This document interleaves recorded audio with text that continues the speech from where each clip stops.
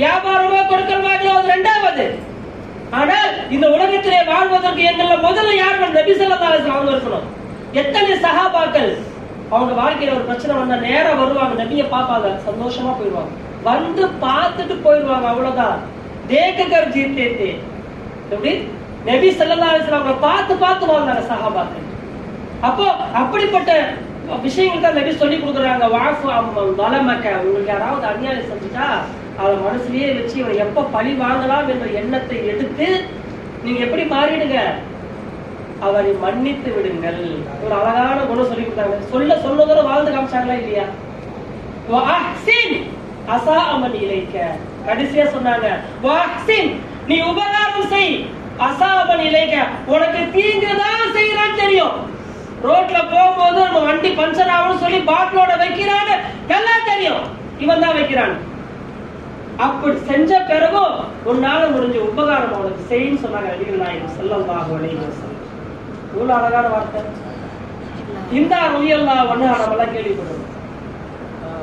அதாவது ஹிந்தா ரலியல்லாஹு அன்ஹா அவங்க யாரு?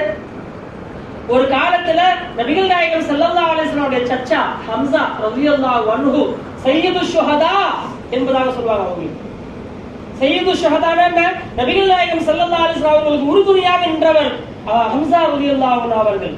அவர்கள் உஹது போர்க்களத்திலே ஷஹீதாகிறார்கள். அந்த ஷஹீதாகப்பட்ட ஹம்ஸா ரலியல்லாஹுடைய குடலை இந்த அவங்க முஸ்லிம் ஆகல. அப்ப என்ன செய்யறாங்க, அந்த நேரத்துல தன்னுடைய அடிமையை விட்டு ஹம்ஸா அவரை கொலை செய்து அவர்களுடைய ஈர கொலை அந்த குடலை வெளியே எடுத்து கடிச்சு துப்புறாங்க. இஸ்லாத்துக்கு முன்னாடி எப்படிப்பட்ட வெறுப்பு உணர்வோடு இருந்தார்கள். அவருடைய குடலை கடித்து துப்பி தூக்கி போட்டாங்க. இந்த செய்தி நபி சொல்றாங்க, யா ரசூலல்லாஹ் ஸல்லல்லாஹு அலைஹி வஸல்லம், இந்த மாதிரி உங்களுடைய சச்சாவுடைய குடலை கடித்து துப்பினார்கள் இந்த ஹிந்தா ரலியல்லாஹு அன்ஹா. அப்ப சொன்னாங்க நபி என்ன சொல்றாங்க தெரியுமா? அப்படியா? அப்படி அவர்கள் கடிச்சு துப்பும் பொழுது ஒரே ஒரு துளி ரத்தம் ஹிந்தா ரலியல்லாஹு அவர்களுடைய வயிற்றிலே சென்றிருந்தால் அவர்கள் பிற்காலத்திலே இஸ்லாத்துக்கு வருவார்கள் என்று சொன்னார்கள் நபிகள் நாயகம் ஸல்லல்லாஹு அலைஹி வஸல்லம். அதே போன்று அவர்கள் சில காலங்களுக்கு பிறகு ஹிந்தா ரலியல்லாஹு அவங்க வர்றாங்க. அதாவது நபி ஹம்ஸா ரலியல்லாஹு அவங்க இருக்காங்களே, அவர்கள் மீது அளவு கடந்த பிரியம் நபி